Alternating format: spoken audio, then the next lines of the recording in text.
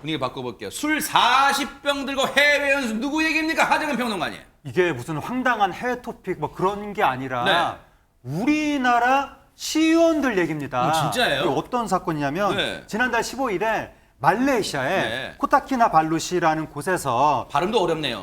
더불어민주당 소속 용인시의원 8명, 네. 용인시의회 사무국 직원 4명, 네. 그래서 총 12명이 네.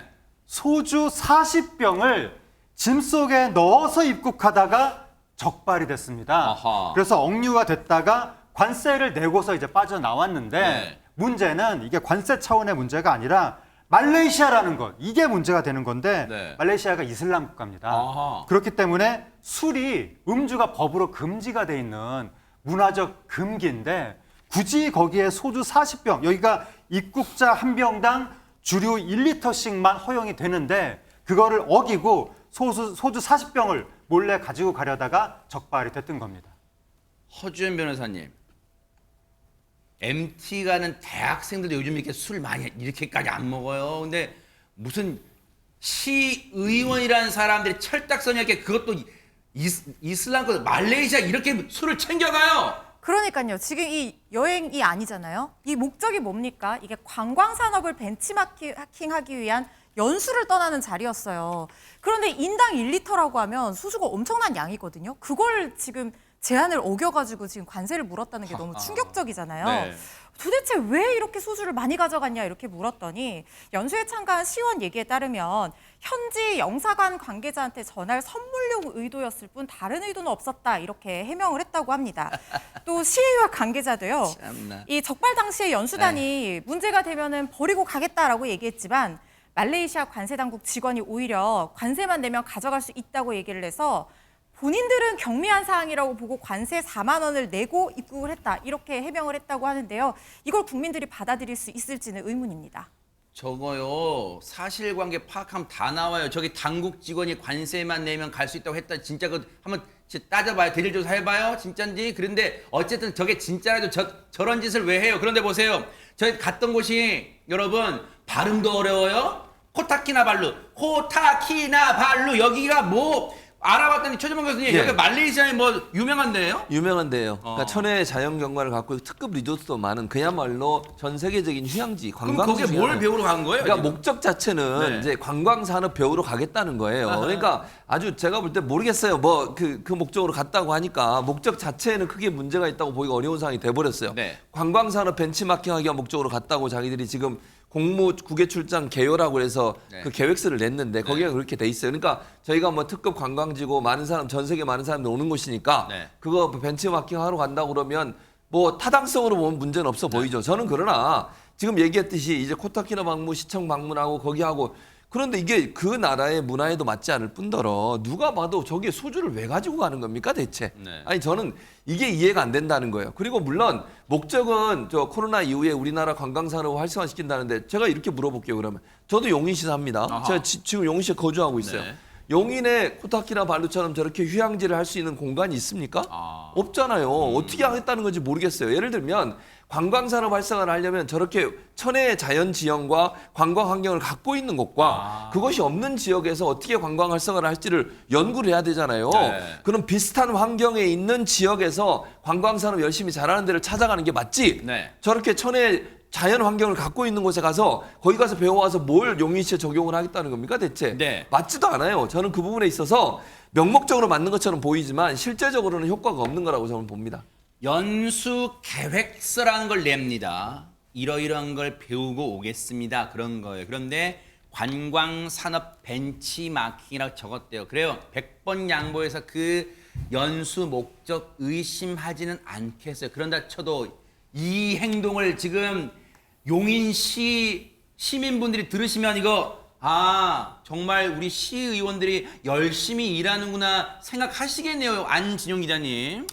네, 일단 이 말레이시아 연수 얼마나 돈이 들었을까 궁금하실 텐데요. 네. 약 2천여만 원입니다. 그러면은 누구의 돈인가, 어디서 나온 돈인가 궁금하시죠? 용인시 의회 예산으로 모두 충당이 됐습니다. 그런데 알고 보니까 앞서서도 이런 연수를 추진했던 바가 있는 것으로 확인이 됐다는 거죠. 네. 지난 2월에는 튀르키예 연수를 추진했었는데 현지 지진이 발생해서 취소가 됐었고요. 3월에는 선진 관광 비교 목적으로 이번에는 일본 연수를 계획했던 겁니다. 이거 역시 시국 문제로 취소가 됐는데 여러분들도 여행을 갔는데 갑자기 취소하면 어떻게 되죠? 위약금을 물죠. 맞아요. 네. 일정 취소로 인해서 문 위약금이 무려 700만 원이 넘습니다. 근데 이 역시 시의회 예산이 들어갔는데 그럼 시의회 예산은 어떻게 편성이 되나요? 결국 국민의 세금이라는 겁니다. 그 있잖아요.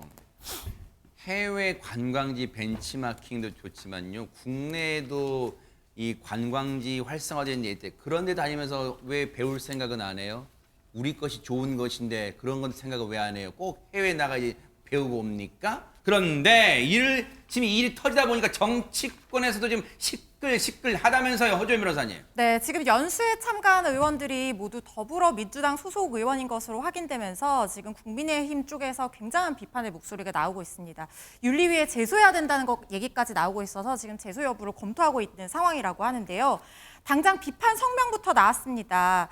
정말 기본적인 에티켓이 없는 국제적 망신이라는 거예요. 왜냐하면 이슬람 국가를 방문을 하면서 상대 국가에서 뭘 중요하게 생각하고 뭘 금기시하는지에 대해서 기본적으로 알아야지 그 국가에서 관광하고 이런 것에 대해서 배울 거 아닙니까? 그런데 그것조차도 제대로 지키지 않고 갔다는 것에 대해서 비난을 피할 수 없다라고 얘기를 하면서 네. 무리를 일으킨 시의원과 관계자들 100배 사죄할 것을 촉구한다고 밝혔습니다. 네.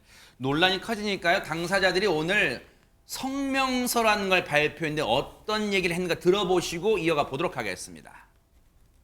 높은 도덕성이 요구되는 선출직 공직자로서 변명의 여지 없이 매우 부주의한 행동이었습니다.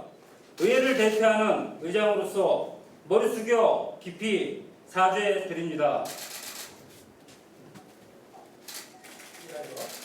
남해 도시인 말레이시아 코타키나발루 입국하면서 주로 허용 기준을 초과해 반입하는 무리한 행동을 하였습니다. 이번 공무 출장에 참석한 연구단체 의원들 모두 부주의한 행동에 대하여 깊이 반성하고 있으며 시민 여러분께 실망과 심려를 끼쳐드린 점에 대하여 연구단체 대표로서 깊이 사죄드립니다. 죄송합니다.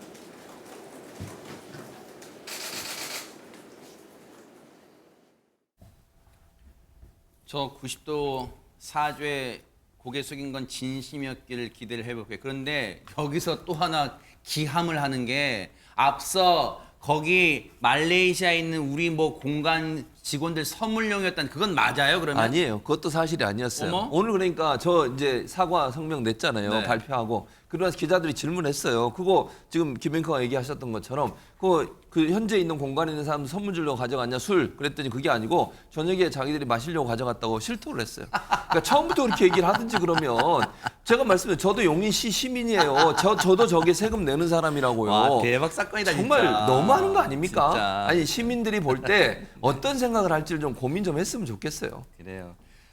그 사과는 했지만요. 이제 남은 관문이 있어요. 뭐냐면 이제 몇 년도에 저기 지방선거 또 있잖아요. 그때 유권자들이 이거 또렷이 기억했다가 표로 심판할 거예요. 그때 통과하는지 못 통과하는지 한번 지켜보도록 하겠습니다. 앞으로 반성하며 살기 바랍니다. 보고 계십니까? 대박 사건. 네, 안녕하십니까? 김명준입니다. 여러분과 함께하는 뉴스파이터. 다양한 소식과 뉴스를 보고 싶으시면 화면 오른쪽을 꾹 눌러 구독해 주시길 바랍니다. TV로도 유튜브로도 여러분께 한 발 더 다가가겠습니다. MBN 뉴스와 뉴스파이터를 사랑해 주셔서 고맙습니다.